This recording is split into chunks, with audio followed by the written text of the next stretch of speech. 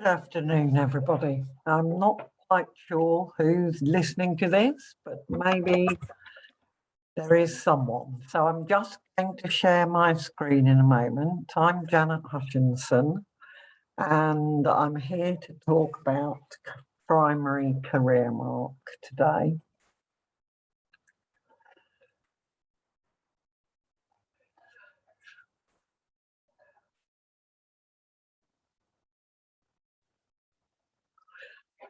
I'm looking at introducing primary career mark and concentrating particularly today on the first two standards. So there will be another video next week, which will concentrate on the other two that are evidenced. But before I begin, or before you access this, I just want to talk a little bit about what career education, information, advice and guidance is, and what career learning is for particularly very young people in primary schools. And I've used three illustrations here. First of all, young person, you can see them at the bottom there, is like a star. They are unique, they are brilliant, they have the capacity to shine. And the first thing they need to do in career learning is to find out about the sort of person they are. You will see those young people have various different outfits on, and those might reflect the sort of person they are. However, they are not fixed at a very early age, nor indeed are they fixed by the time they leave school potentially. But it is important to begin to get an understanding of themselves, their likes, their dislikes, their skills, their qualities. So that is part of career education, links very closely in some ways to PSHE, of course, and other things. The one in the middle is a maze. Now, that is because there are lots of different routes and pathways through your life and through education, and they're constantly changing. And that is one of the things that the young people need to be taught about from quite early on, that there isn't just one way anywhere.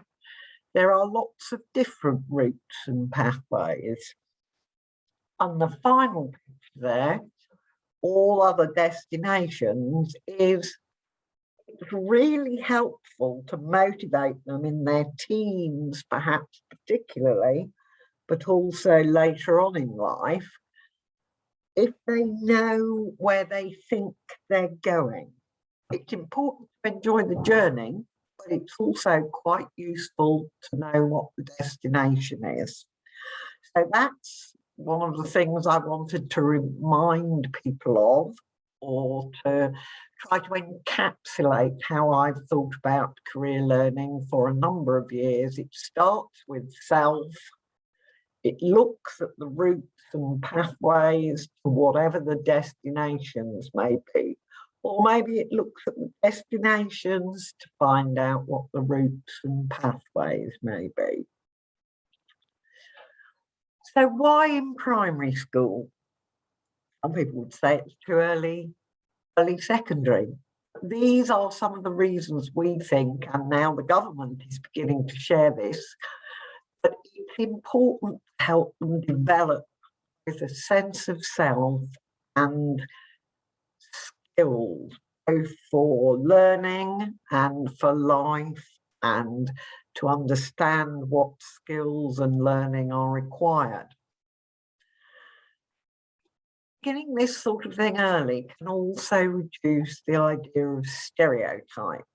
It can also enhance confidence and self-esteem, and give them a positive attitude towards learning. Learning is the beginning of their journey, and it has a purpose. It's to take them towards the world of work and to being part of their community economically. And that may be local, it may be national, it may be global.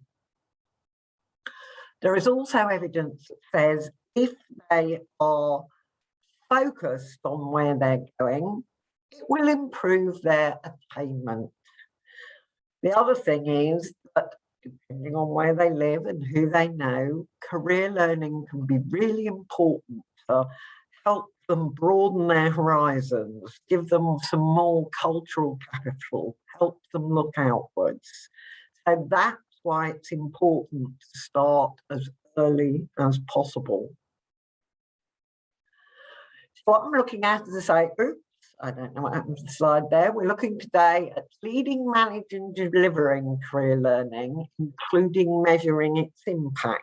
And that is standards 1 and 2 of the CareerMark Primary Award. I'm Janet Hutchinson. I was a trained teacher for many years, not primary, I admit. And I am also now a career professional who's been working in career education and quality assurance for 20 years. CareerMark Primary is a relatively recent award. I think it was originally begun in 2017 and it is growing. And we base it on these 5 strands. So what impact is it going to have on your young people? What impact do you want it to have? How will you manage it, lead it, keep it under control on a day-to-day basis, resource it, etc. And then what is it you're going to deliver? How are you going to make sure your staff are competent?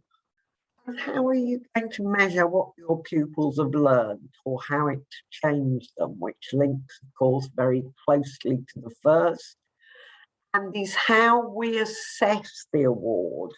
You provide us with evidence in the form of Word documents, photographs, experiences, videos, whatever, of the first 4. And then we come and talk to some of your learners to get evidence of the last one. So these are, there we go, who are we? We are Complete Careers. We've been working with quality awards for a very long time. And this is the primary one. And our aim, if you like, our vision is to empower people to make successful transitions. So moving through life, from being at home to being at school, from being in the nursery years to being in the junior school, to being in the secondary school, to moving on from that to wherever it is. And for helping young people, well, anybody, fulfill their potential. And they will have very different potentials, but that's what we're trying to do. So, first of all, CareerMark Primary says there is a standard for measuring the impact of CEIAG on pupil development. And the thing it asks you first is, how do you set targets and objectives for CEIAG activities? Then it asks you, how do you monitor, review, and evaluate the impact of your provision on learners' knowledge, skills, understanding, and achievement? And those each need to be thought of separately. So moving on, I want to briefly introduce you to the Career Development Framework, which came out this year, and for the first time included the full primary age range. There is a brief definition of what they think careers is, and it might worry you a bit. Don't let it. Just think of it as the journey of self and into work, and one that will suit you and hopefully keep you happy and healthy and contributing to the community. And it may be that it's not just one job. Many, many jobs now are not for life. And in fact, it's often important that people do change, want to change, can change, because the world will change around them as well. There is a CDI framework now, which includes primarily learning. I mentioned those sort of three ideas of self, the world of work, and the routes and pathways, or if you like, the way you get yourself where you want to. Well, they've expanded them this year to make 6 elements, so growing throughout life. But that is the same in a way of focusing on yourself, as is the next one, because what they're asking you to do is find out about different things. How can you find out about what's available to you? What would you need to do to access different routes and different jobs? And there's that information about how you might manage your career, so that you might learn from things that go wrong, from your own mistakes, learn possibly from other people, and decide how much time and effort you're putting into things at perhaps different life stages, because there may be other priorities. Then, can you create opportunities? Can you be in the right place at the right time? Ask the right questions, not avoid something that could lead to something else. So again, do you create opportunities and use them to make you maybe a better person, and indeed to make you more fulfilled in your life? We also now want people to look at the balance between life and work. Do you want to be working loads and loads and loads and loads of hours just to make money, or even because you're being told you have to? Or would you rather balance it with other things you want to do and your family, for example? And then finally on this one, and this is more about globalization, many of you will have seen the sort of changes that I have from us, okay, watching television news from around the world, but it maybe took a while to get here. Now everything is so immediate. We know what's happening when and where an awful lot of the time, and what is that effect on us, our planet, our economy. So all these things need thinking about. And depending on the nature of your learners, they will perhaps need to focus more on one element than they do on another. Some of you as well, if you've been working around some careers work, will have come across the Gatsby benchmarks, and I've just put them up here because they also link through to what it's important for young people to have. They need to learn about the labour market information in your area. You need to think about the needs of the individuals. You need to get your subject teachers to think about what is it in their subject that is useful for the future. And it may be that it leads to a particular career, but there's also the elements of employability, skills they might learn, and transferable skills. And obviously there's finding out about workplaces. That can mean visiting where people work. The other thing to remember is that young people, we all frequently visit where people work, even if we don't think of it like that. If we go shopping, if we go to the supermarket, that is where people work. If we go to the theatre, that is where people work. If we go to the cinema, if we go to an airport, if we go to the train station, all these places are where people work. Even when they're at school, there are lots of people who work there, just as there are in universities.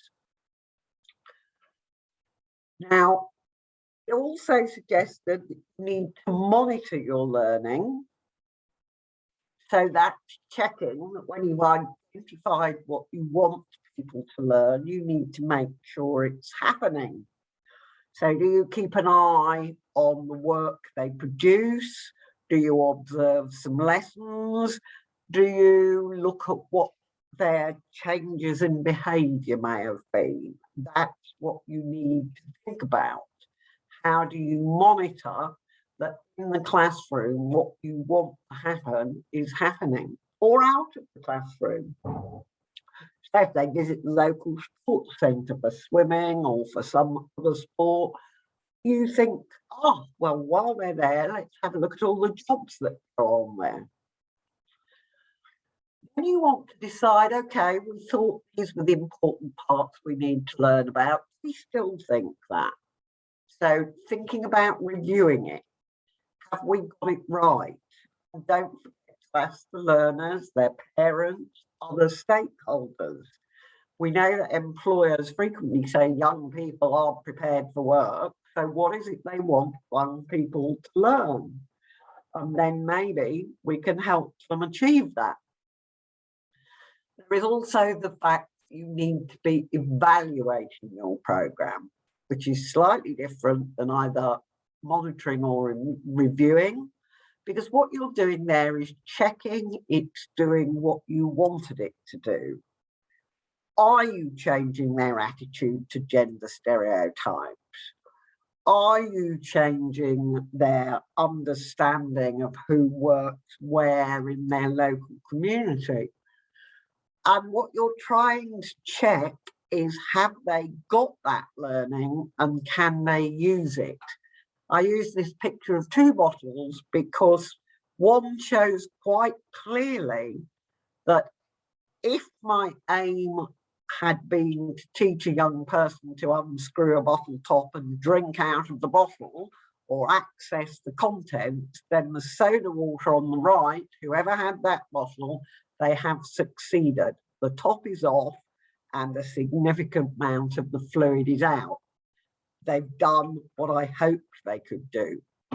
The other one, not quite so clear, because we're not sure whether they've actually opened the bottle and whether they're using it. So evaluation, is your programme doing what you want it to? The next thing you're also looking at is measuring the impact. So these are some of the skills you want them to learn, ideally. And how have they been learning them? And how can they evidence it? Researching the working world. And as I say, there's lots of different ways to do it. They can do it in person when they go out and about. They can do it through books. They can do it through online resources. They can do it by listening to people or talking to people. If they've got grandparents who used to work doing certain things, they can find out what their work used to be like. If they've got older siblings or parents in work, they can find out what people are doing now. And then they need to think about, well, how does work influence people's lives? Sometimes because they go to school, they might think all lives are 9 to 5. You go out to work fairly morning time, not long after breakfast, and you stay there maybe until you come home in time for tea. But there are other types of jobs. Some people are just going out after tea to go and keep something working all night. Some people do very long shifts. Some people work part-time. Some people travel a lot and therefore aren't always at home. There's people who might drive lorries and not come home for a week or more, or fly aeroplanes and stay away. So how does that affect those people and those families? And what does it mean to them, and how does that make them feel? Do they want a 9 to 5 lifestyle, or do they want something else? Do they want to be inside or outside? These days, would they consider liking the idea of working at home, or do they want to go somewhere? All these things are part of the things you can help them develop. Also, what interests them? When they see or hear some people talking about what they do or watch what they're doing, does that resonate with them or make them think, oh, that looks exciting? It was really interesting. I went into a primary school not long ago and a young woman had come dressed on a go to work, dressed up as what you might be as a doctor. But she was quite clear to me that actually what she wanted to be was a shopkeeper. So she'd obviously seen both of those, and although perhaps parents thought being a doctor was a good idea, she much preferred the idea of being in a shop. Something about that, whether it was the selling or the looking after the things or the talking to the people in a different way, was what she wanted. Once you've got all those things, can they do them? Are there ways you can help them do it even better? Can they do it independently, or do they need a lot of support? Are they interested enough to think about asking questions? You know, if they go out to a meal, do they think, oh, there's somebody in the kitchen cooking this, I wonder if I could do that? What hours will they work, or whatever? So how do you use information you collect to improve your provision? Another way to measure impact is through looking at these skills. Well, they're similar in a way, but how do they research? And it won't always be around careers, but it's a transferable skill. Can they find things out? How do they do it? Do they keep a record? Have they looked at different types of lifestyles? What interests them? There I've chosen a picture of two people who obviously in my mind seem to like cooking things. Now that is the last job I would want.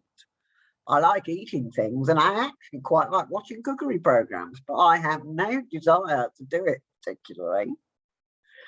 So what is it they want?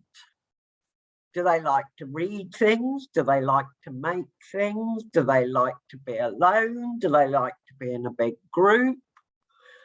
All these things are things that they need to think about and you can help them with.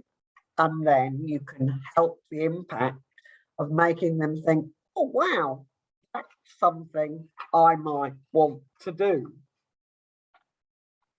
How do I do it? And what will I have to do to achieve it?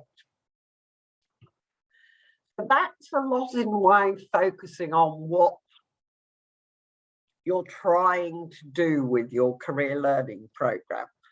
I think it's probably what you're trying to do with a lot of your learning anyway, but that is an element of it. It was interesting, I was reading up earlier this afternoon about essential skills. But when I actually tried to find a specific definition of essential skills, that seemed to be very difficult. Essential for what? Numeracy, literacy, ICT skills these days are often seen as essential, but also perhaps is motivation, positivity, knowing how to interact with people, because they will keep you going. So this second strand then looks at what you as the leaders and the managers and the deliverers of careers education are doing. So who's in charge? Who's inspiring? Are you leading all of it? Are you leading a particular key stage? Are you leading a particular element? Once you've inspired and led others and you know what's going on, who keeps an eye on it on a day-to-day basis, making sure everybody's getting it all right, if you like, and who's making sure the resources are there? And that can be time, it can be expertise, it can be money. So again, are you using your community, for example? Are you using resources that will help the young people? your parents, your ex-pupils, if you can use them, they could be really helpful. Do you have governors on board who you can get to talk about their life and their work? Do you get your teachers' partners to come and talk about what they do? And then how are you keeping the programme going and making sure it ticks over? And then again as well, how is it being delivered? Is it a session that particularly they focus on once a week maybe? Or do you have special career days where they come dressed up, or where you have special people coming in to talk to them? Or do you do it as part of other lessons and make the links all the time? I would say that a mixture is always good, but certainly don't ever forget that if you can link something to jobs, careers, transferable skills, it may motivate and engage the young people. You may also have jobs that you have in the school that they can get involved in. So again, here, there's a little picture just to again make you think. How do you lead? Who's the leader? And how you're taking people with you? When you're managing it, are you keeping it in an organised format? What resource have you got? And then how are you delivering it? I've used an old-fashioned postal sorting box there to make sure it should, in theory, get to the right place at the right time and therefore deliver its message. But whether it actually will on every occasion, only you can check by leading and managing your programme effectively.